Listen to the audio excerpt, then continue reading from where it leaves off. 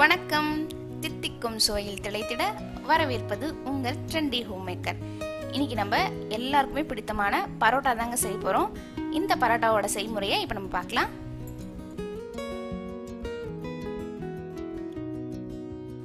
பரோட்டா பண்றதுக்கு நான் 3/4 கிலோ மைதா மாவு எடுத்திருக்கேன். இது கூட தேவையான அளவு உப்பையும் சேர்த்தாச்சு. இதில் இப்போ கொஞ்சம் கொஞ்சமா தண்ணி விட்டு நல்லா சப்பாத்தி மாவு பதத்துக்கு பண்ணிச்சுக்கலாம். மாவு பிசையும் போது எண்ணெய் சேர்க்க தேவையில்லை.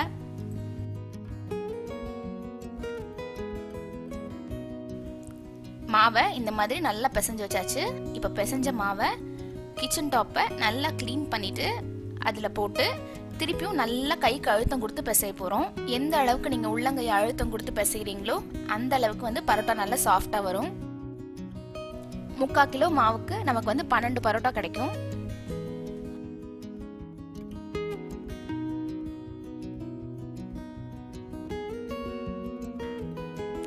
பிசைஞ்ச மாவை இந்த மாதிரி நீளமா பண்ணி வச்சுக்கிட்டிங்கன்னா இதை ஈக்குவல் சைஸ்ல பால் பண்றதுக்கு நம்ம கரெக்டா இருக்கும். இந்த மாதிரி மீடியம் சைஸ் உருண்டையா நம்ம உருட்டி வச்சுக்கலாம். எல்லா மாவையும் நல்லா உருண்டை பண்ணி வச்சாச்சு. இப்போ இதுல எண்ணெய் விட்டு நல்லா எண்ணெயில பெரட்டி ஊற வைக்க போறோம். ஒண்ணு விடாம எல்லாத்தையும் நல்லா எண்ணெயில பெரட்டிடுங்க.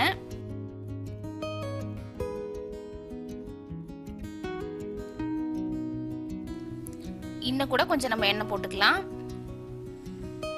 எண்ணெய் கொஞ்சம் இதில் சேர்த்து தான் ஆகணும். அப்பதான் பரோட்டா நல்லா சாஃப்டா வரும். கிட்டத்தட்ட நம்ம 50லேருந்து 60 ml சேர்த்துருக்கோம். மாவை எண்ணெயில் நல்லா கோட் பண்ணதுக்கு அப்புறம் இதை நல்லா மூடி வச்சிருங்க. 1லேருந்து 1.5 மணி நேரம் நல்லா ஊறணும். 1.5 மணி நேரம் மாவு நல்லா ஊறிடுச்சு. இப்போ இதை எடுத்து நம்ம தேய்க்க ஆரம்பிக்கலாம். ஊர்ன மாவை இப்போ எடுத்து நம்ம ஸ்ப்ரெட் பண்ண போறோம். இதே நான் கிச்சன் டாப் மேல தான் ஸ்ப்ரெட் பண்ண போறேன்.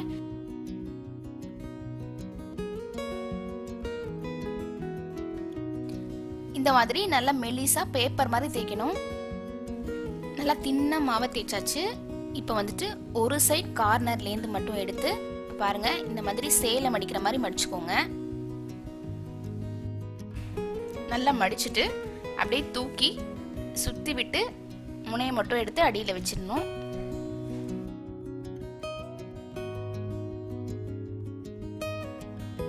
இன்னொரு தடவை பரோட்டா மாவை தேய்ச்சி மடிக்கிறது எப்படின்னு காட்டுறேன்.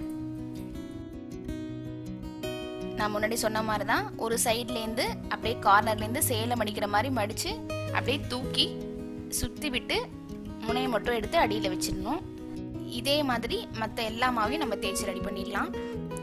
நம்ம தேய்ச்சி ரெடி பண்ணி வச்சிருக்கோம் இல்லையா, அந்த பரோட்டா மாவை திருப்பி தேய்க்க போறோம். இப்போ சப்பாத்தி கட்டையை வச்சு லைட்டா ஸ்மூத்தா ரொட்டேட் பண்ணணும். ரொம்ப அழுத்தம் கொடுத்தீங்கன்னா அந்த லேயர்ஸ் எல்லாம் மறைய ஆரம்பிச்சிரும்.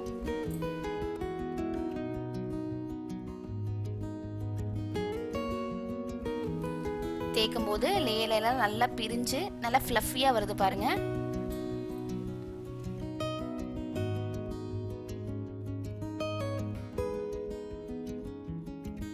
எல்லாத்தையும் தேய்ச்சி வச்சாச்சு. இப்போ ஒன்னொன்னா தோசைக்கல்ல போட்டு எடுக்க ஆரம்பிக்கலாம். ஸ்டவ்வை மீடியம் ஃப்ளேம்ல வச்சு ஃப்ரண்ட் அண்ட் பேக் நல்லா திருப்பி போட்டு நல்லா வேக விட்டு எடுக்கணும். எண்ணெய் எதுவும் போட தேவையில்லை. உங்களுக்கு போடணும்னு தோணுச்சுன்னா நீங்க பரோட்டா மாவு ஊற வச்சிங்களா, அந்த எண்ணெயும் மிச்சம் இருக்கும், அதை எடுத்து கொஞ்சம் யூஸ் பண்ணிக்கலாம். ரொம்ப ஹை ஃப்ளேம்ல வச்சிட்டிங்கன்னா வெளியில மட்டும் வெந்திருக்கும், உள்ள வேகாது. அதனால மீடியம் ஃப்ளேம்ல வச்சு வேக விடுங்க. பரோட்டா ரெடி ஆயிடுச்சு. இப்போ இதை எடுத்து நம்ம வேறு பிளேட்டுக்கு மாத்திடலாம். சுட்ட பரோட்டாவை ஒன்று மேலே ஒன்றா அடுக்கி வச்சு 2 கையால் நல்லா அடிக்கணும். அப்பதான் லேயர் லேயராக பிரிஞ்சு சாப்பிட்றதுக்கு பரோட்டா ரொம்ப நல்லா இருக்கும். பரோட்டா ரெடி ஆயிடுச்சு.